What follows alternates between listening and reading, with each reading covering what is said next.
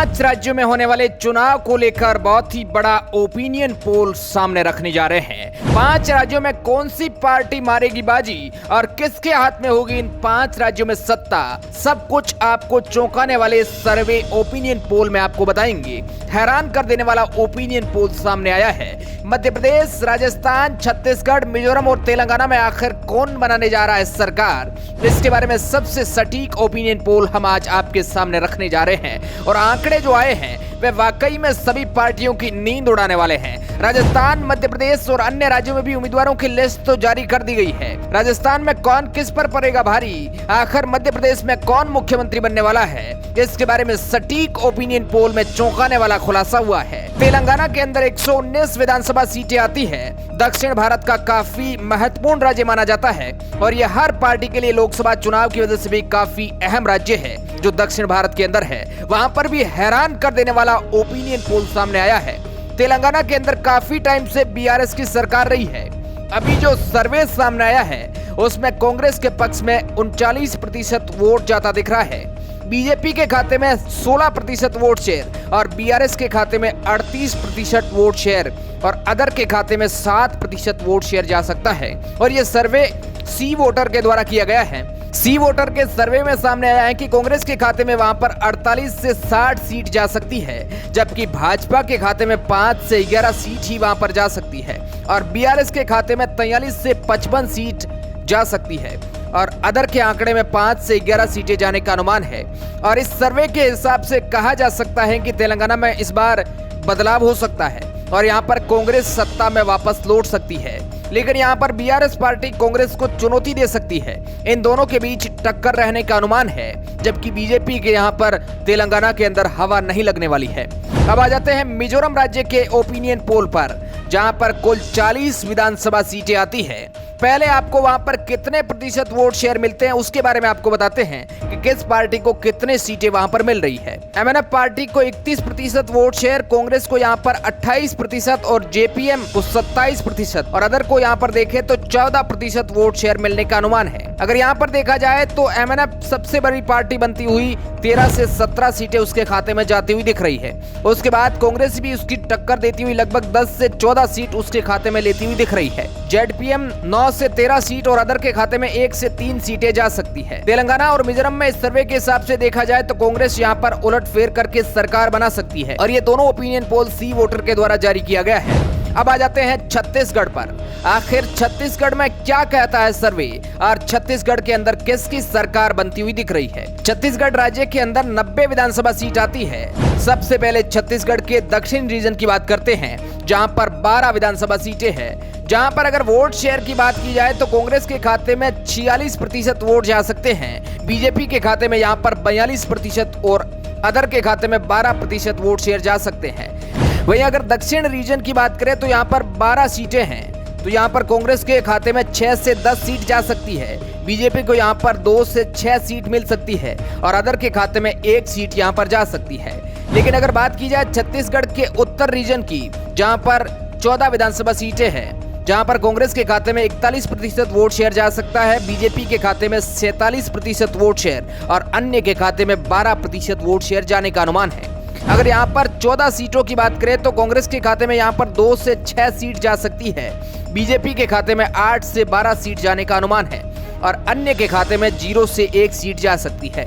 सीधे तौर पर कहा जा सकता है कि उत्तर रीजन के अंदर भाजपा को बहुमत मिलता दिख रहा है। अब इसमें तो एक रीजन के अंदर कांग्रेस का पलड़ा भारी है तो दूसरे रीजन में बीजेपी का, लेकिन सबसे बड़ा छत्तीसगढ़ का जो रीजन है, सेंट्रल रीजन, कहा जाता है कि उसके अंदर विधानसभा की 64 विधानसभा सीट आती है। वहां पर अगर देखा जाए तो कांग्रेस के खाते में 46% वोट शेयर जा सकता है, बीजेपी के खाते में 43% वोट शेयर और अन्य के खाते में 11% वोट जा सकते हैं।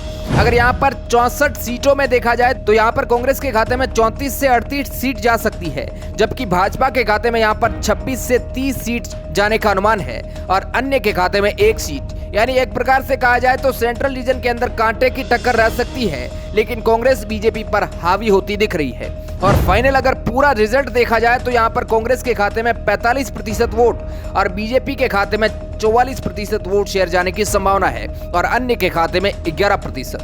यहाँ पर अगर छत्तीसगढ़ की 90 सीटों के सर्वे को देखा जाए तो 45 से 51 सीट कांग्रेस यहाँ पर ले जा सकती है, ऐसा अनुमान है।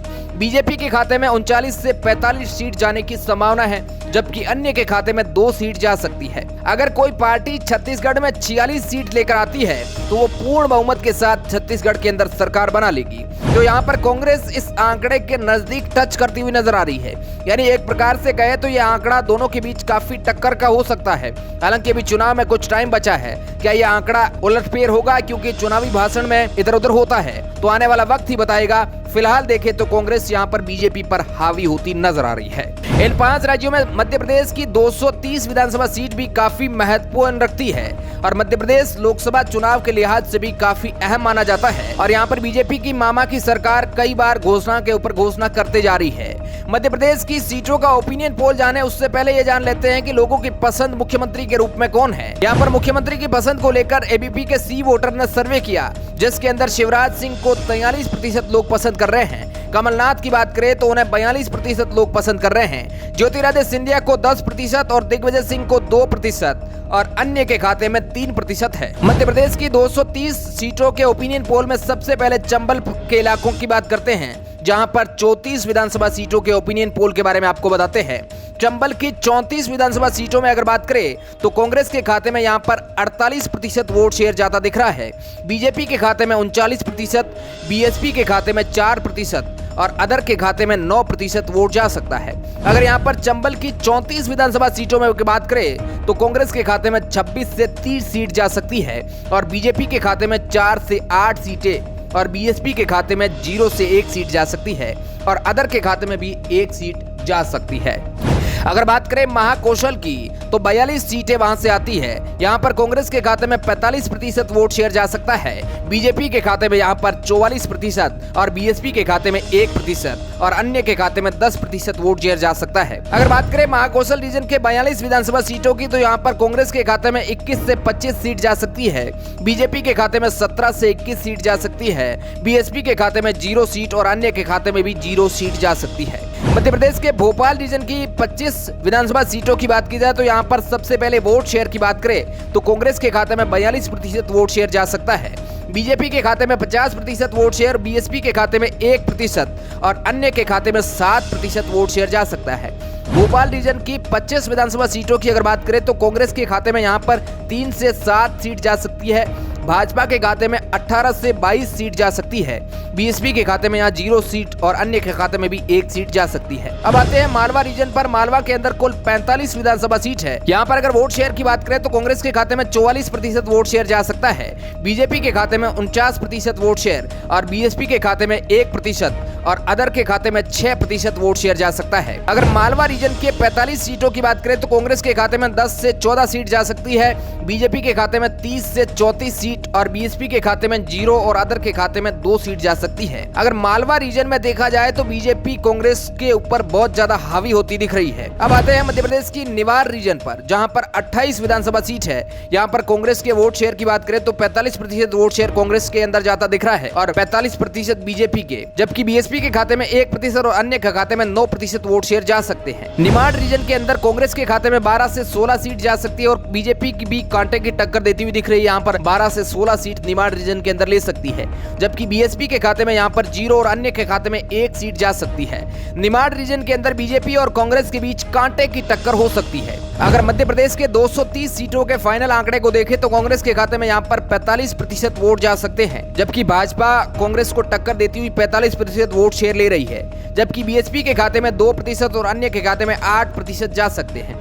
अब अगर आप इंतजार कर रहे हैं कि 230 विधानसभा सीटों में से कांग्रेस बीजेपी के बीच में कितनी सीटें आई है, वो भी हम आपको बता देते हैं। यहाँ पर 230 विधानसभा सीटों में से कांग्रेस के खाते में 113 से 125 सीट जाने का अनुमान है, जबकि भाजपा के खाते में 104 से 116 सीट जाने का अनुमान लगाया जा रहा है। बीएसपी के खाते में 0 से 2 सीट और अदर के खाते में भी 0 से 3 सीट जा सकती है। मध्य प्रदेश के अंदर 116 सीट पर बहुमत का आंकड़ा मिलता है और अभी सर्वे के हिसाब से दोनों पार्टियों में बहुमत का आंकड़ा मिलता हुआ दिख रहा है। और यहाँ पर अगर दोनों के बीच टक्कर रहती है तो यहाँ पर अन्य के खाते में गई हुई सीट बहुत निर्णायक भूमिका निभा सकती है। हालांकि ये सर्वे देखा जाए तो मध्य प्रदेश के अंदर बीजेपी और कांग्रेस के बीच में कांटे की टक्कर हो सकती है। अब आ जाते हैं राजस्थान के ओपिनियन पोल पर। आखिर राजस्थान में मुख्यमंत्री का ताज कौन सा नेता पहनने वाला है? क्या मुख्यमंत्री अशोक गहलोत फिर से सरकार रिपीट कर देंगे? लेकिन ओपिनियन पोल में जो सामने आया है उसने सबकी नींद उड़ा दी है।